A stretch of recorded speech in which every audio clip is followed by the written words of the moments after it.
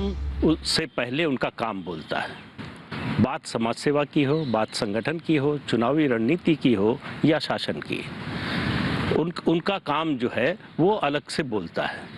उनके अगर आप राजनीतिक जीवन को देखें तो संगठन से शुरू करके केंद्रीय मंत्री के स्तर तक पहुँचे, लंबे समय तक प्रधानमंत्री नरेंद्र मोदी के सहयोगी रहे और उनकी पूरी जो राजनीतिक यात्रा है उसके कह सकते हैं एक तरह से सहयात्री रहे। तो आज ये बातचीत हो रही है इसलिए कि प्रधानमंत्री नरेंद्र मोदी ने अपने सार्वजनिक जीवन के, खासतौर से चुनावी राजनीति के जीवन के 20 साल पूरे किए। 7 अक्टूबर 2001 को उन्होंने गुजरात के मुख्यमंत्री पद का भार संभाला था। तब से ये यात्रा जो है वो अनवरत जारी है। तो आप ठीक समझ गए होंगे अब मैं किसकी बात कर रहा हूँ। जी हाँ, मैं बात कर रहा हूँ भारत सरकार के गृह मंत्री और भाजपा के पूर्व राष्ट्रीय अध्यक्ष अमित शाह जी, आपका संसद टीवी पर स्वागत है। नमस्कार प्रदीप जी। आपने प्रधानमंत्री नरेंद्र मोदी को एक स्वयंसेवक के रूप में देखा, फिर एक संगठनकर्ता के रूप में देखा, फिर एक राजनीतिक कार्यकर्ता के रूप में देखा, मुख्यमंत्री के रूप में देखा, प्रधानमंत्री के रूप में देखा और विश्व नेता बनते हुए देखा। इस दौरान कई पड़ाव आए होंगे, कई उतार चढ़ाव आए होंगे। कौन सी ऐसी बात, कौन सा ऐसा मुद्दा, कौन सा ऐसा समय आया जो आपको लगा कि उनके लिए सबसे चुनौतीपूर्ण रहा? देखिए, मोदी जी के जीवन के कुल मिलाकर सार्वजनिक जीवन में आने के बाद 3 हिस्से किए जा सकते हैं। एक तो भारतीय जनता पार्टी में आने के बाद की मैं बात करता हूँ। भारतीय जनता पार्टी में आने के बाद का उनका पहला कालखंड एक दृष्टि से बनाए तो वो संगठनात्मक काम का था। दूसरा कालखंड उनके मुख्यमंत्री के उनके तत्वाधान में गुजरात में वो मुख्यमंत्री रहे और एक काम हुआ। और तीसरा राष्ट्रीय राजनीति में आकर वो प्रधानमंत्री बने। ये 3 हिस्सों में उनके सार्वजनिक जीवन को बांटा जा सकता है। ये तीनों बेहद चुनौतीपूर्ण अपने आप में रहे। जैसे जब उनको भारतीय जनता पार्टी में भेजा गया, वो आए, संगठन मंत्री बने। उस वक्त भारतीय जनता पार्टी की स्थिति खस्ता हाल थी। गुजरात कोई पहले से भारतीय जनता पार्टी के अनुकूल राज्य रहा नहीं था। हम सब युवा कार्यकर्ता थे, कोई भविष्य नजर नहीं आता था। जब भाजपा के लिए बात करते थे या ज्वाइन हुए थे, हमारे प्रोफेसर हमें डांटते थे, कहाँ गलत रास्ते पे चले गए हो। इस प्रकार की स्थिति थी और देश में 2 सीटें आई थी। तब मोदी जी भारतीय जनता पार्टी गुजरात के संगठन मंत्री बने और 87 से उन्होंने संगठन को संभाला और संगठन के माध्यम से एक पक्ष की विश्वसनीयता कैसे जनमानस में बनाई जा सकती है उसका उत्कृष्ट उदाहरण करा। 87 में आने के बाद सबसे पहला चुनाव आया अहमदाबाद म्युनिसिपल कॉरपोरेशन का। पहली बार भारतीय जनता पार्टी अपने बूते पर कॉरपोरेशन में सत्ता में आई। उनके संगठन मंत्री बनने के महज 1 साल के अंदर और उसके बाद में भारतीय जनता पार्टी की यात्रा शुरू हुई। 90 में हम हिस्सेदारी में सरकार में आए, 50% की हिस्सेदारी थी, 95 में पूर्ण बहुमत में आए और वहां से भारतीय जनता पार्टी आज तक पीछे मुड़कर नहीं देखा है। कल भी जो चुनाव हुए उसमें हम लगभग 95% स्वीप कर गए। तो सबसे बड़ा चैलेंजिंग काम उनका उस वक्त था कि गुजरात में भारतीय जनता पार्टी का कमल खिलाना। उस वक्त उन्होंने कठोर परिश्रम, बारीक आयोजन और इम्प्लीमेंटेशन के लिए एक दृढ़ता, ये तीनों के कारण उन्होंने भारतीय जनता पार्टी को खड़ा किया।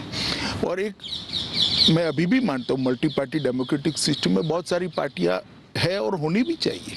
सबने गुजरात के संगठन के मॉडल का स्टडी करने जैसा है जो मोदी जी ने उस वक्त बनाया था और समय समय पर उसमें अनुकूल परिवर्तन भी होते गए। परंतु वो मॉडल की जो नींव थी, जनता के साथ सरोकार रखकर जनता की वेदनाओं को समझकर उसको वाचा देना ये राजनीतिक पार्टी का काम है। जब विपक्ष में होते हैं तो आंदोलन के माध्यम से उसको वाचा देते हैं और जब सत्ता में आते हैं तो सरकार की नीति और कार्यक्रमों के माध्यम से उसका रास्ता ढूंढना, उसको हल निकालना और वो वेदना को कम करना या तो निरस्त करना। मैं मानता हूं एक बहुत बड़ी चैलेंज उनके लिए थी उस वक्त कि भारतीय जनता पार्टी को गुजरात में प्रस्थापित करना। हम तीसरे नंबर पर थे और तब से लेकर जो शुरू है आज तक भारतीय जनता पार्टी पूरी दुनिया देख रही है, इसको हम लगातार जीतते जा रहे हैं। दूसरा बड़ा चैलेंज उनके सार्वजनिक जीवन में आया कि जब वो गुजरात के मुख्यमंत्री बने। मैं जिस कॉन्स्टिट्यूंसी से आता हूँ वो कॉन्स्टिट्यूंसी भी हम हार गए थे, जो गुजरात का सबसे सेफेस्ट सीट माना जाता था, साबरमती असेंबली कॉन्स्टिट्यूंसी, वो हम हार चुके थे। अच्छा। बड़ा भूकंप आया था, सारे कॉरपोरेशन के चुनाव, जिला पंचायत के चुनाव, तहसील पंचायत के चुनाव कांग्रेस स्वीप कर गई थी। 70 के दशक के बाद पहली बार Bharatiya Janata party Rajkot municipal corporation में हारी थी, 70 के दशक के बाद, जनसंघ के समय से लेकर आज तक। और अहमदाबाद म्युनिसिपल कॉरपोरेशन हम 87 के बाद पहली बार हारे। उस समय उनको गुजरात की धुरा सौंपी गई और उस वक्त की राष्ट्रीय राजनीति की भी कल्पना करते हैं तो एक बहुत लंबा कालखंड यहाँ पर गठजोड़ की राजनीति का रहा। जो सरकारें आई पूर्ण बहुमत की सरकारें नहीं थी, मिली जुली सरकार थी, कभी 20 पार्टियां, कभी 25 पार्टियां, कभी 30 पार्टियां। अटल जी के नेतृत्व में सरकार बनी, वो भी कोई पूर्ण बहुमत की एक पार्टी की सरकार नहीं थी। और इसका परिणाम वो ये हुआ था कि एक लचर स्थिति देश भर में बन गई थी और सब लोगों का भरोसा उठता जा रहा था। उस वक्त नरेंद्र भाई गुजरात के मुख्यमंत्री बने और गुजरात के मुख्यमंत्री बनने के बाद उन्होंने जिस प्रकार से तेजी से, हालांकि उनको प्रशासन का कोई अनुभव नहीं था, कभी सरपंच भी नहीं बने थे, आप विधायक तो छोड़िए, लोगों को और आश्चर्य होता है, सरपंच भी नहीं बने थे, मगर फिर भी उन्होंने बहुत धैर्यपूर्ण तरीके से प्रशासन की बारीकियों को समझा, जो एक्सपर्ट से उनको प्रशासन के साथ जोड़ा, उनकी चीजों को लोक भोग्य बनाया, योजनाओं में तब्दील किया और योजनाओं को लोगों तक पहुंचाने का काम किया। और जो भूकंप एक जमाने में भाजपा के लिए एक धब्बा बन जाएगा ऐसा लगता था, वो भूकंप के काम की पूरे विश्व ने बुरी बुरी सराहना की। और आज आप भुज जाकर देख लीजिए, एक और लातूर का भी भूकंप था, एक और भुज का भी है। पूरा नवनिर्माण किया, पूरा भुज का नवनिर्माण हुआ। सिर्फ नवनिर्माण नहीं हुआ, भुज की विकास दर उसके बाद 37% ज्यादा बनी। और आज भुज के अंदर पानी भी है, इंडस्ट्री भी है, एजुकेशन भी है। पहले भुज का पोस्टिंग पनिशमेंट पोस्टिंग माना जाता है, प्राइम पोस्टिंग माना जाता है। इतना बड़ा परिवर्तन लाए और अपने मुख्यमंत्री काल में उन्होंने एक नया मॉडल बनाया कि विकास को कैसे सर्वस्पर्शीय, सर्वसमावेशक बनाया जा सकता है। और इसके लिए उन्होंने ढेर सारी योजनाएं लेकर आए। जैसे मैं 2-3 योजनाओं का ही जिक्र कर पाऊंगा समय मर्यादा देखते हुए। वन बंधु कल्याण योजना, सबसे निग्लेक्टेड गुजरात में आदिवासी थे। कांग्रेस ने उनका वोट बैंक के नाते तो उपयोग किया, परंतु कभी उस तक विकास नहीं पहुंचा था। उन्होंने सारी बिखरी हुई योजनाओं को जोड़ा और पहली बार गुजरात में उनका जो संविधान का दिया हुआ अधिकार था कि उनकी जनसंख्या के अनुपात में बजट में उसको हिस्सेदारी मिले, पहली बार नरेंद्र मोदी जी ने 2003 के बजट के अंदर उनको दिया। और वन बंधु कल्याण योजना ने पूरे गुजरात के ट्राइबल एरिया का विकास का रास्ता खोल दिया। और आज ट्राइबल एरिया में बड़े भरोसे से कह रहा हूँ, कोई भी क्रिटिक से क्रिटिक एनालिसिस करने वाला व्यक्ति वहां पहुंच जाए, सूरत शहर और डांग के जिले के बीच में कोई अंतर वो नहीं ढूंढ पाएगा। इतना बड़ा परिवर्तन हुआ। इसी प्रकार से राजनीतिक लाभ भी मिला। राजनीतिक लाभ दूसरी बात है, मगर लोगों का भरोसा लोकतंत्र के अंदर दृढ़ हुआ। सागर छोड़ के हमारे किनारे थे तो उसके लिए भी एक योजना लेकर आए, वो भी निग्लेक्टेड पड़े थे, जबकि सबसे ज्यादा खनिज संपदा वहीं थी। रेवेन्यू सबसे ज्यादा वहां से आती थी, बंदरों के कारण सबसे ज्यादा इंडस्ट्री वहां लगी थी। पूरे सागर छोर के किनारों को रोड से जोड़ दिया और इसके वहां पर हर तहसील की एक डेवलपमेंट प्लानिंग बनाई गई और सागर खेडू विकास योजना वहाँ उन्होंने शुरू की। आज वो एरिया पूरा गुजरात की इंडस्ट्रियल डेवलपमेंट का बैकबोन बना हुआ है। और तीसरा, हमारे यहाँ देश भर में था उस वक्त सबसे बड़ा प्रॉब्लम ड्रॉप आउट का था, enrolment and drop out education में, प्राइमरी एजुकेशन की मैं बात कर रहा हूँ। तो गुजरात जैसे राज्य में बहुत बड़ी समस्या थी।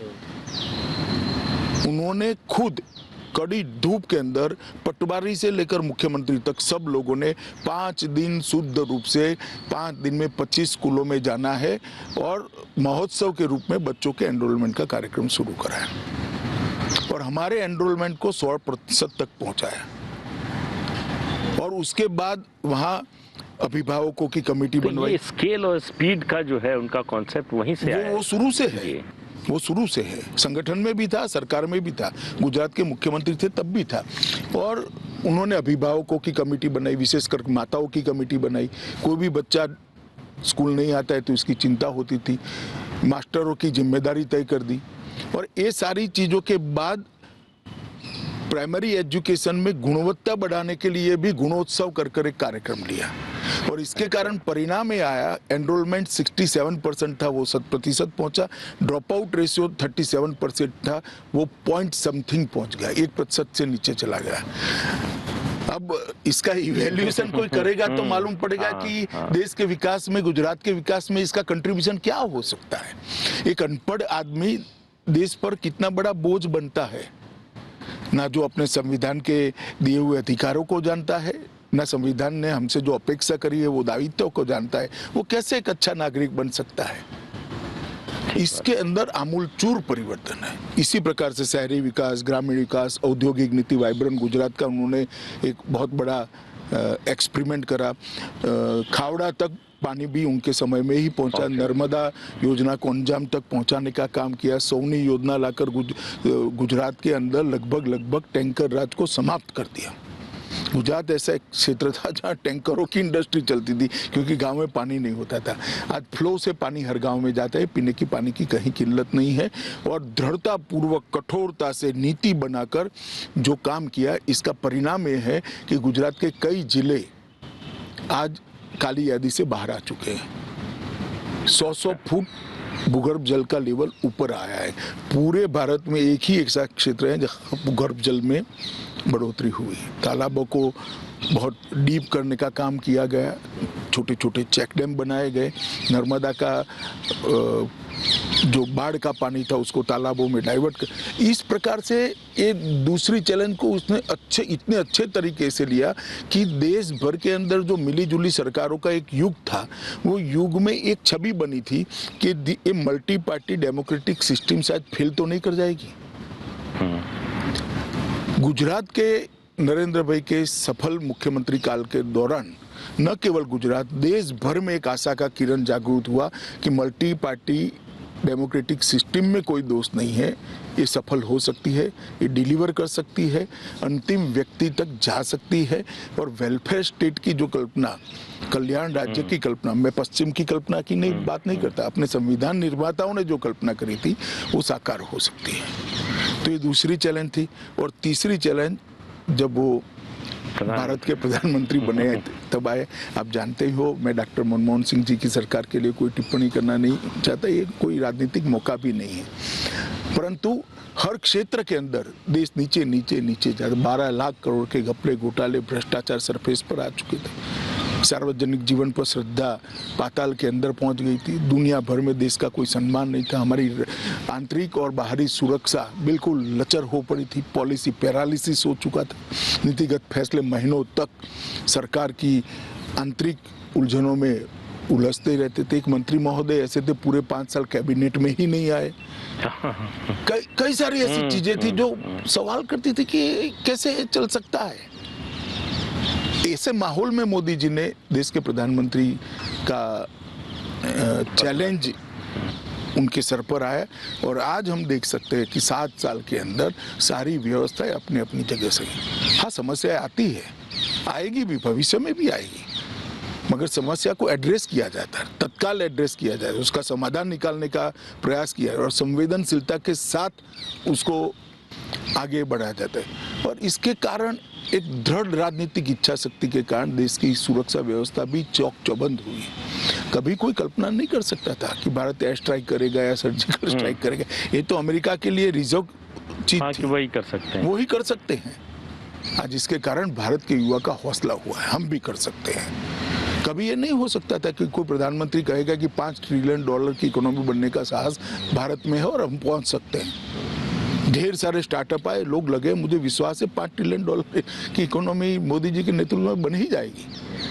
और 11 नंबर की अर्थव्यवस्था से 5वें नंबर की अर्थव्यवस्था, 6ठे नंबर की अर्थव्यवस्था हम बन चुके हैं। हाँ। बहुत बड़ा जंप आया है, ढेर सारे सुधार हुए हैं, रिफॉर्म्स हुए हैं, ईज ऑफ डूइंग बिजनेस में भी हमने परिवर्तन। तो मोदी जी के जीवन में जो 3 बड़े बड़े आप स्टेज, तीनों स्टेज चुनौतीपूर्ण थे और उन्होंने बड़े धैर्य से, मक्कमता से और दृढ़ राजनीतिक इच्छा शक्ति के साथ तीनों चैलेंजों को सफलतापूर्वक पार करा है। मैं मानता हूं उनकी लीडरशिप की ये बहुत बड़ी क्वालिटी है। आपने अभी बात में जिक्र किया कि एक समय लगने लगा था कि मल्टी पार्टी डेमोक्रेसी फेल हो जाएगी। राजनीति में, सार्वजनिक जीवन में परसेप्शन का बहुत महत्व होता है। मीडिया और बुद्धिजीवियों का एक वर्ग है देश में जिसका मानना है कि मोदी जी अधिनायकवादी हैं, डिक्टेटरशिप में यकीन करते हैं, किसी से सलाह मशविरा नहीं करते, अपनी चलाते हैं। तो आपको लगता है कि आप लंबे समय से उनसे जुड़े हुए हैं, आपका अनुभव इस पर क्या कहता है? मैं अपने आप को सौभाग्यशाली मानता हूं कि मुझे संगठन और सरकार दोनों में मोदी जी के साथ काम करने का मौका। पहले गुजरात के संगठन में, फिर गुजरात सरकार में, और यहाँ मैं राष्ट्रीय अध्यक्ष था, तब मोदी जी प्रधानमंत्री थे और अब उनकी सरकार का मैं मंत्री हूँ। मैंने मोदी जी को नज़दीक से काम करते हुए देखा है। ये सारे लोग जो आरोप लगा रहे हैं बिल्कुल बेबुनियाद आरोप है। मैंने मोदी जी जैसा श्रोता देखा ही नहीं है। किसी भी समस्या के लिए बैठक हो, कम से कम मोदी जी बोलते हैं, बहुत सब लोगों को धैर्यपूर्वक सुनते हैं और फिर उचित निर्णय लेते हैं। और कई बार तो हमें भी लगता है क्या भाई इतना सोच विचार हो रहा है। एक बार बैठक, 2 बार बैठक, बहुत धैर्यपूर्वक वो निर्णय करते हैं और छोटे से छोटे व्यक्ति के सुझाव की गुणवत्ता के आधार पर वो महत्व देते, व्यक्ति के आधार पर नहीं देते। तो ये कह देना कि वो निर्णय थोपने वाले नेता है, जरा भी सच नहीं है। और जो लोगों ने उनके साथ काम किया है, काम करने वालों में भी क्रिटिक होते हैं, वो भी इतना तो जरूर कहेंगे कि इतनी डेमोक्रेटिक तरीके से कैबिनेट कभी नहीं चलती होगी, इतनी डेमोक्रेटिक तरीके से मोदी जी के प्रधानमंत्री ही ना थे। और मैंने उनके जैसा श्रोता, लिसनर देखा नहीं है। फिर ये परसेप्शन क्यों बना? जानबूझकर बनाया गया या कुछ घटनाओं की वजह से बना? देखिए, जानबूझकर ही बनाया जाता है और वो डिसिप्लिन के आग्रही है। तो कोई फोरम में जो डिस्कशन होता है वो बाहर नहीं आएगा। एक जमाने में आ जाता था सब आप लोगों के उपयोग के लिए, अब नहीं आता है। तो को लोगों को मुश्किल होती है, बहुत कम आता है।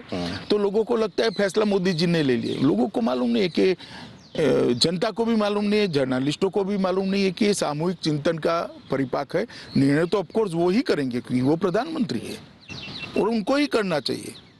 जनता ने अधिकार उनको दिया है, बाकी सारे मंत्री को फिर मोदी जी ने अधिकार दिया है। यही तो हमारा संविधान है। परंतु सबके साथ चर्चा कर सबको बोलने का मौका देकर, सबके प्लस माइनस पॉइंट सुनकर ये फैसले होते। ऐसी छवि इसलिए नहीं बनती कि वो डिसिप्लिन के आग्रही है। और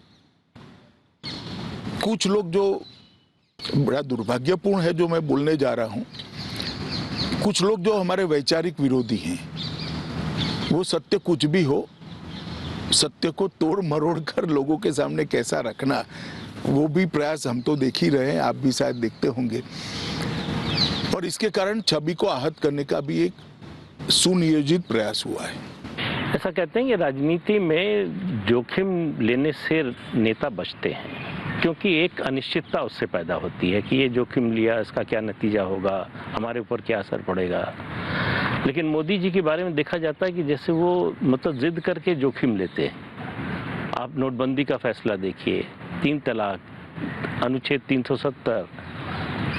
देखिए, मैं आपकी बात से पार्शियली सहमत हूँ। जिद कर कर शब्द प्रयोग ठीक नहीं है। वो जोखिम लेकर फैसला करते हैं वो सही है, क्योंकि उनका मानना है और कई बार सार्वजनिक जीवन में उन्होंने कहा भी है कि हम देश बदलने के लिए सरकार में आए हैं, सरकार चलाने के लिए सरकार में नहीं आए। हमारा लक्ष्य देश के अंदर परिवर्तन लाना है। 130 करोड़ की जनता को विश्व में, दुनिया के सबसे बड़े लोकतंत्र को विश्व में एक सम्मानजनक स्थान पर पहुंचाना है, जो जबकि पोटेंशियल सालों से यहाँ पड़ा है।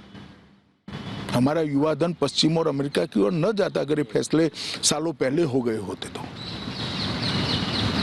जो आज हो रहे हैं। मैं किसी का क्रिटिसिज्म करना नहीं चाहता, मगर वो इसलिए नहीं डरते हैं कि सत्ता में बने रहना लक्ष्य नहीं है, जो चलता है उसको चलने देना, आराम की जीवन जीना भी लक्ष्य नहीं है। एकमात्र लक्ष्य है भारत प्रथम, इंडिया फर्स्ट। ये लक्ष्य लेकर वो चलते हैं और इसीलिए इसी में से दृढ़ राजनीतिक इच्छा शक्ति का निर्मित होती है। और जब दृढ़ राजनीतिक इच्छा शक्ति के साथ आप एक रास्ता तय कर लेते हो कि मुझे देश को यहाँ पहुँचाना है, तो हर क्षेत्र के अंदर आप फैसले देखिए। नोटबंदी का फैसला और कोई ले ही नहीं सकता, मैं आपको बताता हूँ। इतना बड़ा फैसला उन्होंने लिया और हमारी टीका करने वाले जो करेंगे वो करेंगे, मगर मैं बताता हूँ इससे देश के अर्थतंत्र के माहौल में बहुत बड़ा परिवर्तन आया कि नहीं, ये सरकार का विल है, काला धन नहीं चलेगा। कई बार विल का परिचय कराना, इच्छा का परिचय कराना भी बड़ी बात होती है। इसी प्रकार से जीएसटी, चिदम्बरम साहब से लेके प्रणब मुखर्जी साहब सब बात तो करते थे, अच्छी अच्छी अंग्रेजी में बोलते थे, परंतु किसी की हिम्मत नहीं पड़ती थी। मोदी जी ने केंद्र का राज्य का फर्क भूलकर कि फेडरल स्ट्रक्चर है, हम एक टीम है, काफी ऐसी चीजें थी जो राज्यों में अविश्वास पैदा करती थी, उसको हटा दिया और जीएसटी को सर्वानुमत से, और मैं गर्व के साथ कह सकता हूं इक्का दुक्का चीज छोड़कर जीएसटी काउंसिल में एक भी फैसला बहुमत से नहीं लिया गया है, सर्वानुमत से लिया गया है। जबकि जीएसटी काउंसिल में सभी दल की सरकारों के वित्त मंत्री है। 3 तलाक का उन्मूलन, किसी में हिम्मत नहीं थी। साहबानू के केस को रिवर्ट करना पड़ा था, कानून को बदलना पड़ा, राजीव गांधी सुप्रीम कोर्ट के फैसले को बदला, उनको बदलना पड़ा था। 1 रैंक 1 पेंशन, कोई हिम्मत नहीं करता था। चीफ ऑफ डिफेंस स्टाफ का नया कंसेप्ट डिफेंस के क्षेत्र में, कोई हिम्मत नहीं करता था। सर्जिकल और स्ट्राइक और एयर स्ट्राइक का सवाल ही पैदा नहीं होता था। हम चुप हो जाते एक आध दो निवेदन कर कर। आज सबको मालूम है कि भारत की सीमाओं के साथ कोई छेड़खानी बर्दाश्त नहीं की जाएगी। धारा 370, 35 से सबको मालूम था कि टेम्पररी था, अब इसकी जरूरत नहीं है, कोई छूने की हिम्मत नहीं करता था। इसी प्रकार से हमारी संस्कृति को लोगों तक पहुंचा, दुनिया तक। योग दिवस कितना बड़ा फैसला है, यूएन जनरल असेंबली ने इसको स्वीकार किया योग दिवस को, ये बहुत बड़ी बात है। भारतीय संस्कृति का इतना बड़ा एक्नॉलेजमेंट शायद ही कभी हुआ होगा। पेरिस समझौता, बड़े बड़े देश ये लक्ष्य को घोषित करने के लिए, प्राप्त करने की बात छोड़ो, घोषित करने के लिए झिझकते थे। मोदी जी ने कहा कि ग्लोबल वार्मिंग और जलवायु परिवर्तन को रोकना है तो यही एक रास्ता है। इंटरनेशनल सोलर अलायंस और ढेर सारे ऐसे फैसले उन्होंने जो लिए, वो मैं मानता हूँ नई शिक्षा नीति और ढेर सारे फैसले। आर्थिक सुधार का तो एक पूरा इंटरव्यू आर्थिक सुधार पर हो सकता है, इतने सारे आर्थिक सुधार उन्होंने किए। तो ये मजबूत इच्छा शक्ति वाले प्रधानमंत्री के अलावे ये हो नहीं सकता है। तो मुझे लगता है कि वो इसलिए हो रहा है कि उनका लक्ष्य सत्ता में बने रहना नहीं है, उनका लक्ष्य भारतीय जनता पार्टी के लिए सरकार चलाना नहीं है, उनका लक्ष्य देश के लिए सरकार चलाना है, देश के गरीबों के लिए सरकार चलाना है। लेकिन ये विश्वास कहाँ से आता है कि हम जो भी फैसला लेंगे, चाहे जितना कड़ा हो, चाहे जितना जोखिम वाला हो, देश की जनता उसको स्वीकार कर लेगी? वो इसलिए आता है कि इसमें कोई निजी स्वार्थ नहीं है, ना दलगत स्वार्थ है ना व्यक्तिगत स्वार्थ है। अगर दलगत स्वार्थ होता है तो विश्वास की कमी होती है, व्यक्तिगत स्वार्थ होता है तो और विश्वास की कमी होती है। पर जब आप शुद्ध रूप से जनता के हित में ही सोचते हो तो मैं मानता हूं कि ये विश्वास अपने आप इसमें से ही बनता है। अभी प्रधानमंत्री ने ओपन मैगजीन है, अंग्रेजी की एक पत्रिका है, उसके इंटरव्यू में कहा कि उनकी प्रवृत्ति आध्यात्मिक थी। तो ये अध्यात्म से सत्ता की राजनीति, इसका तालमेल कैसे बिठाया उन्होंने? क्योंकि आपने बहुत करीब से देखा, आप ही बता सकते हैं। देखिए, मैं दोनों के बीच में बहुत बड़ा अंतर नहीं देखता।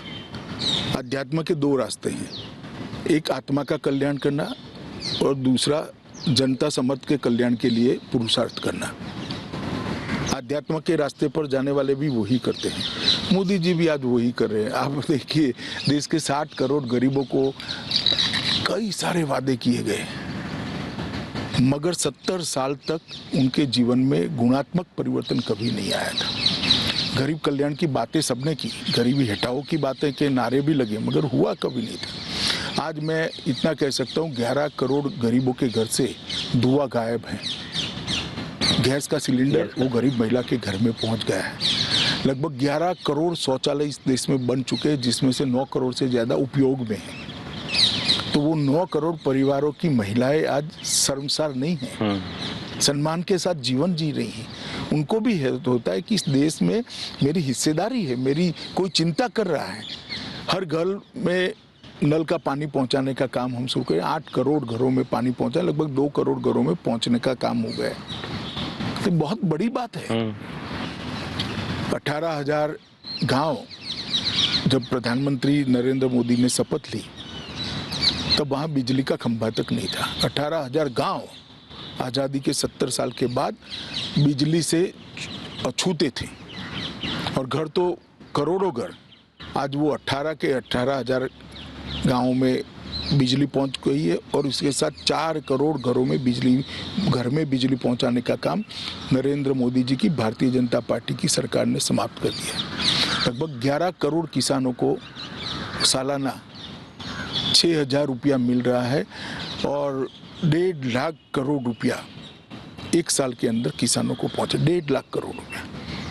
कभी यूपीए सरकार ने 60,000 करोड़ का ऋण माफ कर बहुत बड़ा काम किया था, ऐसा बताते थे। कहते हैं उसी से चुनाव 60,000 करोड़ तो बैंक में ही वापिस आ गए, किसान को कुछ नहीं मिला, क्योंकि ये तो बैंक का ऋण माफ हो गया। तो बैंक में ये 1.5 लाख करोड़ रुपया सीधा किसान को मिला है, जिसे इसको बैंक से ऋण ही नहीं लेना। जो 1.5 एकड़ 2 एकड़ के खेत है, जो हमारे बहुत सारे प्रदेश में एवरेज जोत इतनी ही है, उसका तीनों खेती का खर्चा ही 6,000 होता है, तब उसको ऋण ही नहीं लेना पड़ता है। ये बहुत बड़ी उपलब्धि है, इसको कोई अलग तरीके से देखता नहीं है। एक और ऋण माफ करने की पॉलिसी लाना, और दूसरी ओर किसान को ऋण न लेना पड़े ऐसी स्थिति में ले जाना। वो 60,000 करोड़ का ऋण माफ किया था आपने, 60,000 करोड़ बैंकों में आ गए। हमने 1.5 लाख करोड़ दिया जो किसान के पास गए, और किसान ऋण मुक्त हो गया। मैं मानता हूँ ये यूनिक विचार है। इसी प्रकार से आज घर में अकाउंट ना हो ऐसा कोई घर देश भर में नहीं। लगभग ढेर सारे लोग ऐसे थे जिनके 60 करोड़ लोग ऐसे थे जिनके परिवार में एक भी अकाउंट नहीं था। आज जनधन के माध्यम से उनको अकाउंट मिल गया।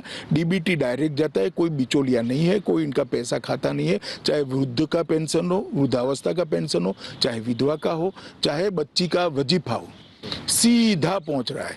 इसी प्रकार से 5 लाख तक का आयुष्मान भारत योजना की स्कीम 60 करोड़ लोगों को मिली है। 60 करोड़ लोग आश्वस्त है, घर में कोई भी आपत्ति आ जाए हमें चिंता करने की जरूरत नहीं। मोदी कार्ड को स्वैप करेंगे और हम हमारा इलाज करा देंगे। दुनिया में कोई नहीं सोच सकता 130 करोड़ के देश को मुफ्त वैक्सीन दी जाएगी। बाकी सारे कंपैरिजन करते हैं अंग्रेजी अखबारों में लिखकर, उनको मालूम नहीं है कि अमेरिका का आबादी उत्तर प्रदेश जितना है और 130 करोड़ का देश। 130 करोड़ लोगों को मुफ्त वैक्सीनेशन दे, बहुत साहसी फैसला है। 43 करोड़ बैंक खाते खुल गए और 80 करोड़ लोगों को कोरोना में हमने मुफ्त राशन देने का काम किया। 80 करोड़ लोगों को 1 साल तक, 1.5 साल तक मुफ्त राशन दिया है। उसका बड़ा असर है लोगों पर। और मैं इसको असर से थोड़ा ऊपर जाकर सोचता हूँ, ये प्रधानमंत्री जी की सरकार की संवेदनशीलता है जो ये योजनाएं बनाती हैं। हम योजनाओं के अंदर उसका स्केल और साइज दोनों को बदले हैं। पहले होता था इतने घर बनाएंगे, अब हम कहते हैं कि सबको घर मिलेगा। पहले इतने घर में विद्युत पहुंचेगी, बिजली पहुंचेगी, अब कहते हैं कि सबके घर पहुंचाना है। पहले इतने शौचालय बनाएंगे, अब सब शौचालय सबके घर में पहुंचा। पहले गैस इतने देंगे, अब सबके घर में गैस। तो एक स्केल बदलने का काम किया, और ये स्केल बदलते ही 60 करोड़ लोग जो अपने आप को आज़ादी के साथ ना जोड़ते थे, ना लोकतंत्र के साथ जोड़ते थे, ना देश के अर्थतंत्र के साथ अपने आप को, क्योंकि वो तो बेनिफिशियरी था ही नहीं बेचारा। आज वो 60 करोड़ लोगों में एक आत्मविश्वास जगा है कि नहीं, ये देश की विकास में मेरा भागीदारी है, देश मेरा सोचता है, और ये 60 करोड़ लोगों की एक नई ऊर्जा देश के विकास के अंदर जुड़ी है। मैं मानता हूँ ये बहुत बड़ी बात है। लोकतंत्र का अर्थ क्या है? समविकास करना, यही लोकतंत्र है। सर्वसमावेशक, सर्वस्पर्शीय विकास करना, यही लोकतंत्र है। और सबको देश के भले के लिए जोड़ना, यही लोकतंत्र है। तो अल्टीमेटली जो क्रिटिक है वो बोलेंगे, मगर मैं मानता हूं कि उन्होंने वही रास्ते पर नरेंद्र भाई आज भी है, जो कहते हैं कि आध्यात्म के रास्ते से वापिस आकर सत्ता की राजनीति में आए। जरिया बदला है, लक्ष्य वही है। ये प्रधानमंत्री जब किसी को जिम्मेदारी देते हैं, बड़ी जिम्मेदारी देते हैं, तो किस आधार पर, क्या सोच कर, क्या पैमाना होता है? आपको जब उत्तर प्रदेश का प्रभार दिया लोकसभा 2014 से पहले, तो कुछ बात की होगी, आपको बताया होगा क्या करना होगा। उत्तर प्रदेश में बहुत से लोगों ने आलोचना की कि अमित शाह जी उत्तर प्रदेश के बारे में क्या जानते हैं, कभी आए नहीं, रहे नहीं, लेकिन प्रधानमंत्री ने आप पर भरोसा किया, तो उसका कोई तो कारण। देखिए, उस वक्त हमारे अध्यक्ष राजनाथ सिंह जी थे, फैसला राजनाथ सिंह जी का था। मगर हाँ, मोदी जी प्रधानमंत्री पद के प्रत्याशी तो घोषित हो ही चुके हैं, तो स्वाभाविक रूप से सामूहिक फैसले होते हैं। परंतु मैंने मोदी जी जैसी स्मृति किसी की नहीं देखी। 1980 की भी बात जस की तस आज उनको याद होती है, और इस स्मृति को उन्होंने एक अलग प्रकार से संजो कर रखा है, और इसमें से एक एनसाइक्लोपीडिया जैसा हर व्यक्ति के लिए इनका असेसमेंट तैयार होता रहता है, और फिर भी साथियों से सलाह मशवरा कर कर ही वो अंतिम निर्णय करते हैं। तो मुझे लगता है कि व्यक्तियों के चयन के बारे में और व्यक्तियों को काम देने के बारे में उनके ज़्यादातर फैसले अच्छे भी होते हैं और सफल भी होते हैं। उज्ज्वला जैसी योजना भी आपने जिक्र किया, शौचालय की बात हो, जनधन योजना, जैम की जो ट्रिनिटी बनाई उन्होंने, और एक तरफ ये जो गरीबों के लिए, गरीबों के जीवन में गुणात्मक परिवर्तन लाने के लिए, दूसरी तरफ आर्थिक सुधार के कार्यक्रम। तो एक तरफ लगता है कि बिल्कुल वामपंथ के रास्ते में जा रहे हैं, दूसरी तरफ लगता है कि धुर दक्षिण पंथ के रास्ते पर जा रहे हैं। तो ये तालमेल कैसे बिठाते हैं? देखिए, जरा भी वामपंथ का रास्ता नहीं है। आप मुझे माफ करना प्रदीप जी, वामपंथी रास्ता गरीब का उत्थान करना है ही नहीं। उसके अंदर पड़े हुए असंतोष को राजनीतिक पूंजी बनाकर सत्ता पर बैठना है, वरना वामपंथी स्टेटों की ये स्थिति होती है। सही बात। आज बंगाल का स्थिति देखिए, 27 साल के वामपंथी शासन के बाद, और गुजरात का स्थिति देखिए, त्रिपुरा का स्थिति देखिए, गुजरात का स्थिति देखिए। परंतु ये जो आप कह रहे थे कि वामपंथी और दक्षिणपंथी के बीच में कोई अंतर्द्वंद है, मैं नहीं मानता ऐसा है। ये बिल्कुल, देखिए, सरकार किस चीज के लिए होती है, कर किस चीज के लिए वसूला जाता है? जिस पर ईश्वर की कृपा है, जो ज़्यादा परिश्रमी है, जिसके अंदर ज़्यादा मेगा है, जिसके अंदर ज़्यादा प्लानिंग की क्षमता ईश्वर ने दी है, वो ज़्यादा पैसा कमाता है, तो उसको कमाने देना चाहिए, क्योंकि इससे देश का विकास होता है। उसके पास से कर वसूल कर कर जो पिछड़ा हुआ है, इसके पास पहुंचाना, इसी के लिए तो सरकार होती। बजट की व्याख्या क्या है? सीधी सरल लेमैन की व्याख्या क्या है? जिसके पास ज्यादा है उसके पास से उचित प्रतिशत में लेकर, जिसके पास नहीं है उसको पहुंचाना, और पूरे देश की व्यवस्थाओं को चलाना, यही तो बजट है। बजट क्या है? ये हमारी एक भी योजना वोट बटेने की योजना नहीं है, आप समझ कर चलिए। एक भी योजना नहीं है, एक भी योजना में हमने किसी को सीधा पैसा नहीं दिया है। अच्छा रास्ता तो था, चुनाव के वक्त गैस सिलेंडर क्यों देना, भी 2500 रुपया ही दे दो, और दिया भी जाता था पहले। हमने ये नहीं करा, 2500 रुपया देकर उसके अंदर एक नई आशा का किरण जागरूक किया, गैस देकर उसके जीवन स्तर को उठाकर नया आत्मविश्वास भरा। जब घर में साइकिल होती है तो स्कूटी लाने का मन होता है, स्कूटी होती है तो स्कूटर लाने का मन होता है, स्कूटर होती है तो मोटरसाइकिल लाने का मन होता है, मोटरसाइकिल होती है तो कार लाने का मन होता है। इसके अंदर आशा का संचार कर कर उसके जीवन को, उसकी सोच को उद्वगति देकर देश के विकास के साथ जोड़ने का हमने एक रास्ता किया। ये वामपंथी विचार है ऐसा मैं नहीं मानता। तो मुझे लगता है सरकार का काम है। तो क्या लगता है आपको इसी वजह से मोदी सरकार की योजनाओं नीतियों से ज़्यादा मोदी पर व्यक्तिगत हमले होते हैं, उनकी व्यक्तिगत आलोचना, निंदा, भर्त्सना ये जो होती है, निजी आक्षेप, कि इन मुद्दों पर जवाब नहीं दे सकते? नहीं, ऐसा नहीं है। देखिए, मैं इसका अलग तरीके से एनालिसिस करता हूँ। अपनी विचारधारा के प्रति निष्ठा रखना एक बात है, और कोई और विचारधारा का व्यक्ति सफल हो जाए वो सहन न कर पाने एक अलग बात है। मोदी जी के केस में वो हुआ है। हमारे देश में 67 के बाद की कांग्रेस को गिन ले तो 3-4 बड़ी बड़ी विचारधाराएं चली। एक समाजवादी थे, वो आंदोलन सिमट कर पहले जातिवाद में परिवर्तित हुआ और फिर परिवारवाद में परिवर्तित हो गया। बिहार वगैरह छोड़कर पूरा परिवारवाद में। कांग्रेस का आंदोलन जो था, आंदोलन शब्द ठीक नहीं है, कांग्रेस पार्टी जो थी वो भी परिवारवाद में सिमट कर रहेगी। तो ये दोनों मिलाकर एक परिवारवाद हुआ, एक आइडियोलॉजी बन गई। जो मेरा है वो ही श्रेष्ठ है, मेरा परिवार ही श्रेष्ठ है। दूसरा, दक्षिणपंथी माने जाने वाले हम, मगर हम एकात्म मानववाद में मानने वाले लोग हैं। अंत्योदय हमारा मूल प्रेरणा स्रोत है हमारी नीतियों का। और तीसरा, वामपंथी विचारधारा। ये 3 विचारधारा के बीच में रहा और तीनों को पर्याप्त मौका मिला है इस देश की जनता ने। कांग्रेस से तो खैर मौका दिया, कांग्रेस को तो खैर कितना बड़ा दिया। वामपंथियों को भी 3 राज्यों में लंबे लंबे समय तक मौका मिला, समाजवादियों को भी बड़ा मौका मिला। मगर जहां जहां एनडीए की सरकार हुई वहां अच्छा हुआ, जहां भाजपा की सरकार हुई वहां अच्छा हुआ। और फिर नरेंद्र मोदी जी ने आकर इसको एक अलग डायमेंशन से बदला। अब मेरा कमिटमेंट मेरी विचारधारा के लिए वो राजनीति के अंदर बहुत अच्छा है, क्योंकि राजनीति के अंदर व्यक्ति ने विचारधारा के आधार पर ही काम करना चाहिए लोकतंत्र में। परंतु मेरे अलावे और कोई विचारधारा या तो कोई और विचारधारा रखने वाला नेता सफल होता है, इसको मैं सहन न कर पाऊं, ये अच्छा नहीं। कुछ परिवार तो आज भी मानते हैं कि हमारे परिवार के अलावा कोई कैसे देश का प्रधानमंत्री बन सकता है। तो फिर वहाँ विचारधारा का सवाल कहाँ से आया?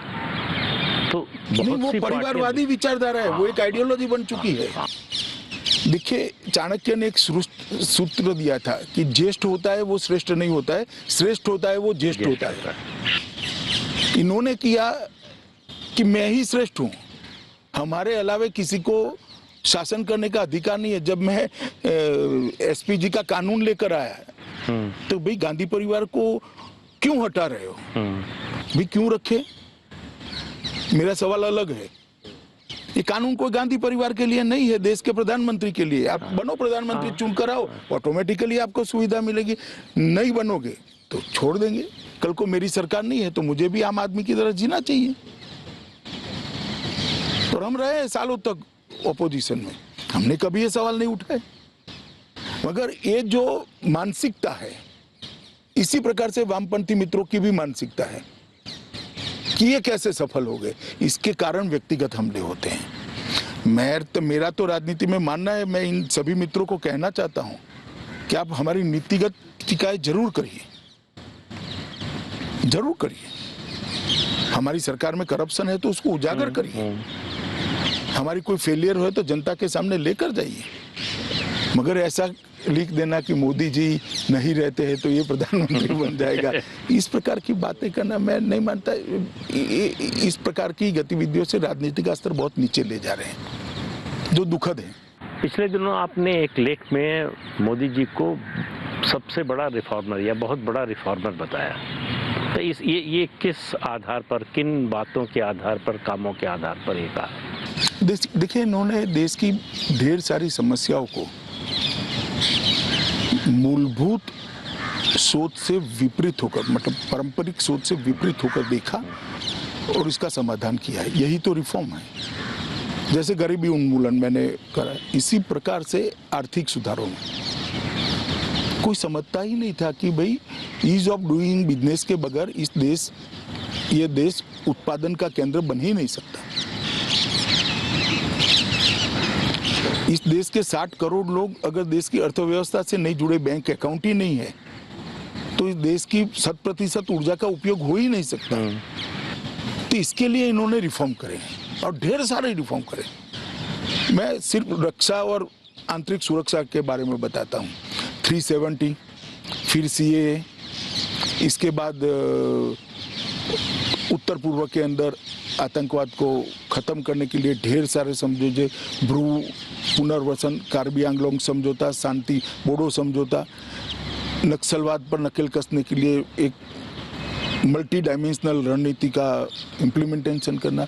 हर क्षेत्र में उन्होंने, सुरक्षा के क्षेत्र में, आर्थिक क्षेत्र के अंदर, सामाजिक न्याय की दिशा में ढेर सारे परिवर्तन किए और समाज कल्याण की दिशा में भी, गरीबी उन्मूलन की दिशा में भी बहुत सारे इसी प्रकार से कृषि को प्रायोरिटी देना, मैं मानता हूं ये देश के लिए बहुत बड़ा रिफॉर्म है।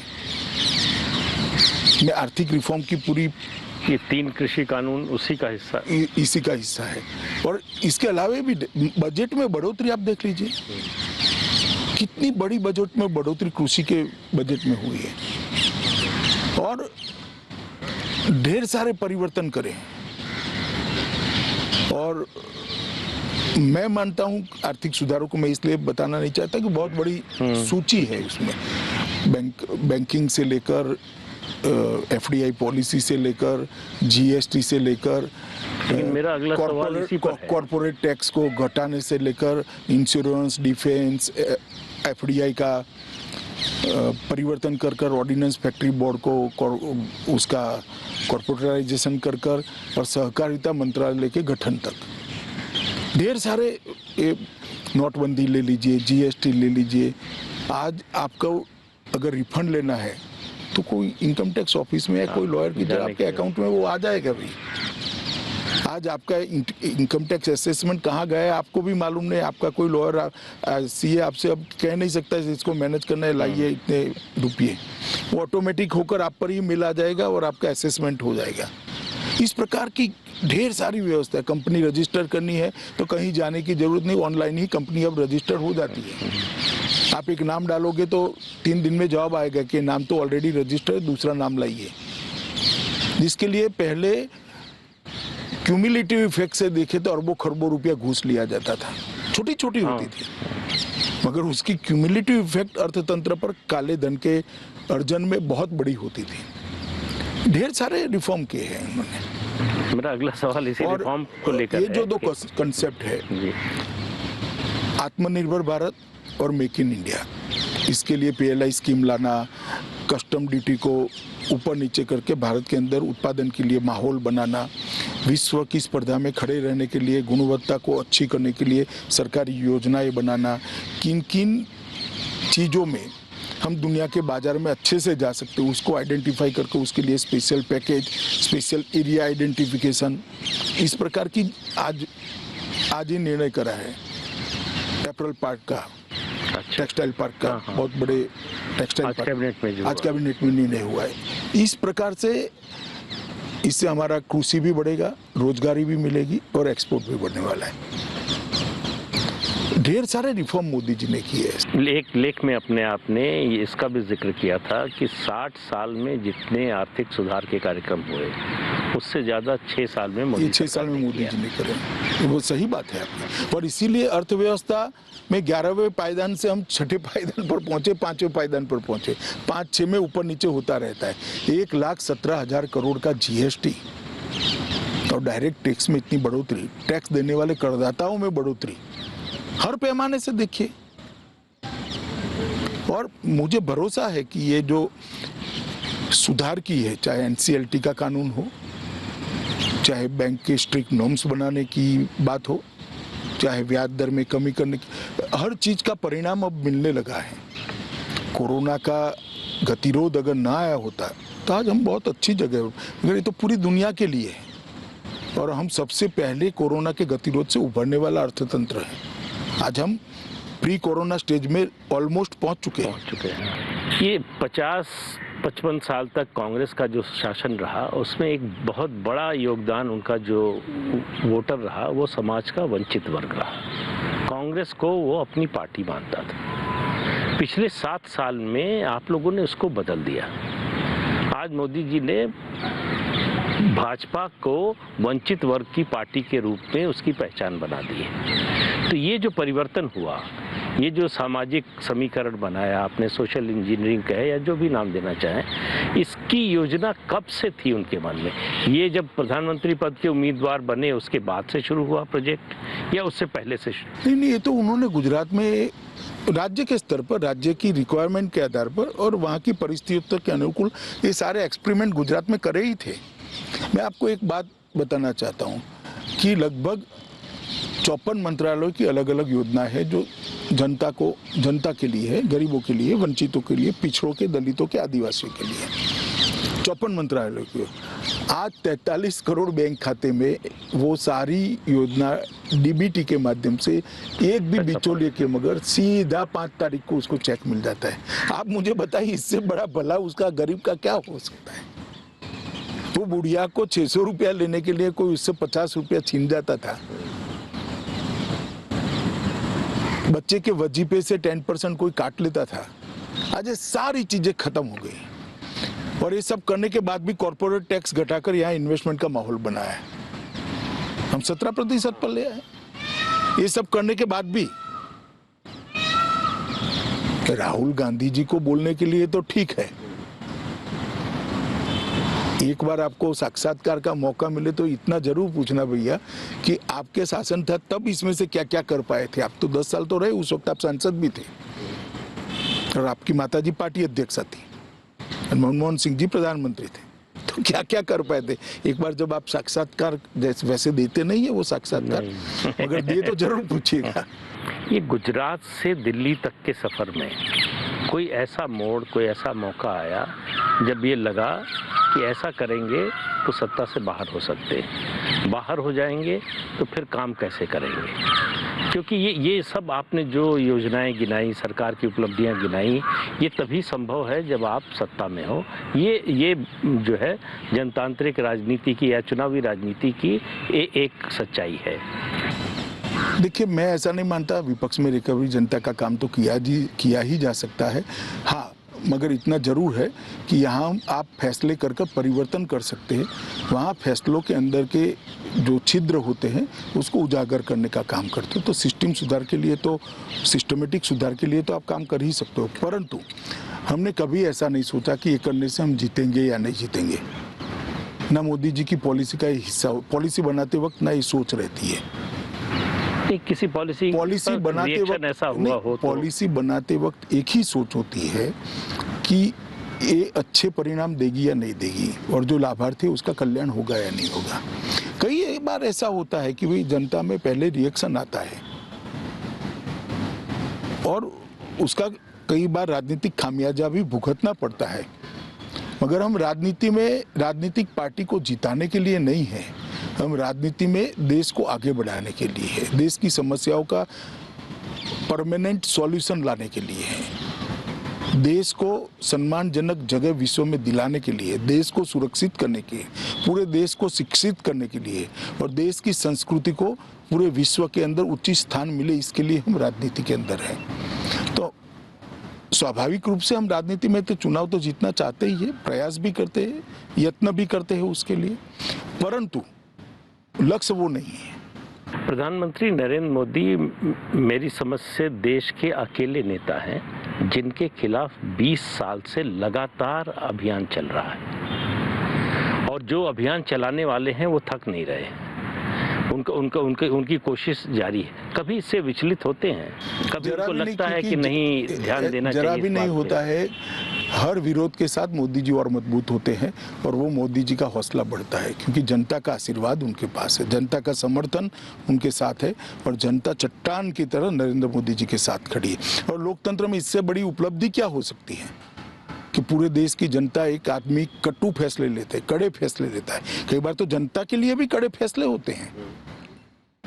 काले धन पर जब आप नकेल कसते हो, जब आप आर्थिक सुधार करते हो, टैक्स इरोजन के सारे लूपहोल्स को सील करते हो, तो कष्ट तो कुछ लोगों को होता है। हो सकता है हमें सालों तक वोट देने वाले लोगों को भी हो, मगर वो भी वो समझते हैं इसमें मोदी को क्या मिलने वाला है। मोदी को कुछ नहीं मिलने वाला है, इसमें देश का भला होने वाला है। इसलिए अंततोगत्वा सब लोग मोदी जी के साथ जुटते हैं। मोदी जी अकेले प्रधानमंत्री हैं। आप देखिए, अगर शुरू से नज़र डालिए, नेहरू जी का काल थोड़ी समय के लिए छोड़ दीजिए, जितने प्रधानमंत्री हुए हैं जिन्होंने कार्यकाल अपना पूरा किया है, चुने जाने के दूसरे तीसरे साल में अलोकप्रिय हो गए। कोई बड़ी राजनीतिक घटना हो गई या फिर भ्रष्टाचार का आरोप लग गया, उनके खिलाफ आंदोलन शुरू हो गया। इंदिरा गांधी को ले लीजिए, राजीव गांधी को, नरसिम्हा राव, आप इस तरह से देखिए। लेकिन 7 साल हो गए, लोकप्रियता घटने की बजाय ऐसा लगता है बढ़ रही है, जिस तरह से चुनाव के नतीजे आ रहे हैं। क्योंकि जनतंत्र में लोकप्रियता को नापने का चुनाव से ही नापा जा सकता है। देखिए, तो ऐसा क्या है उनमें जो, इसमें एक ही चीज है कि आप जो कह रहे हैं, आपका मैं थोड़ा सवाल में अमेंडमेंट चाहता हूं मेरे जवाब देते वक्त, कि भ्रष्टाचार के आरोपों से अलोकप्रिय हो जाते हैं। भ्रष्टाचार के आरोपों से नहीं होता है, भ्रष्टाचार से होते हैं। आरोप तो हम पर भी लगाने का प्रयास किया, मगर चिपकते नहीं है, क्योंकि पारदर्शिता है। सार्वजनिक जीवन में सरकार, जनता की 1 करोड़ आंखें होती है जो आपको बारीकी से देखती है। मोदी जी को भी देखती है, किसको बख्शती नहीं है जनता। मगर सार्वजनिक जीवन में जब ये मालूम पड़ता है कि इसमें कुछ नहीं है, कितना भी आरोप लगा दो, नहीं चिपकते हैं आपसे। आज़ादी के बाद भारत के लोकतंत्र में नरेंद्र मोदी एक ही राजनीतिक शख्सियत है जिस पे हर प्रकार के गंदे घिनौने आरोप लगाने का प्रयास किया गया। भ्रष्टाचार से लेकर कम्युनल राइट्स से लेकर सब प्रकार के, एक भी नहीं चिपका। इसका एकमात्र कारण है कि पारदर्शी जीवन है, निजी कुछ नहीं है। और हर फैसले के पीछे खुद का कुछ जब नहीं होता है तो गलती भी हो, जनता इसको स्वीकारती है। यही उनकी सबसे बड़ी ताकत है। अमित शाह जी, आप संसद टीवी पर आए, प्रधानमंत्री के जीवन के विभिन्न पहलुओं पर रोशनी डाली, इसके लिए आपका बहुत बहुत धन्यवाद। तो संसद टीवी पर आज के कार्यक्रम में इतना ही। अगले कार्यक्रम में फिर मिलेंगे, तब तक के लिए नमस्कार। नमस्कार। तो ये इंटरव्यू, एक खास प्रसारण ये हम आपको दिखा रहे थे। मोदी शासन के 20 साल पर अमित शाह वो तमाम बातों को बयां करते हुए, अब ये कह सकते हैं कि मोदी की वो तमाम कहानी, वो तमाम किस तरह से आगे बढ़े, क्या कुछ रहा, क्या वो रणनीति रही, किस तरह से शाह उसमें रहे, उनका किस तरह से काम रहा, चाणक्य कहलाए, वो तमाम बातों को यहाँ पर इस इंटरव्यू में कहते हुए, और विरोध से मोदी जी और किस तरह से मजबूत होते हैं, उन पर फर्क नहीं पड़ता है, इन तमाम बातों को भी बताते हुए।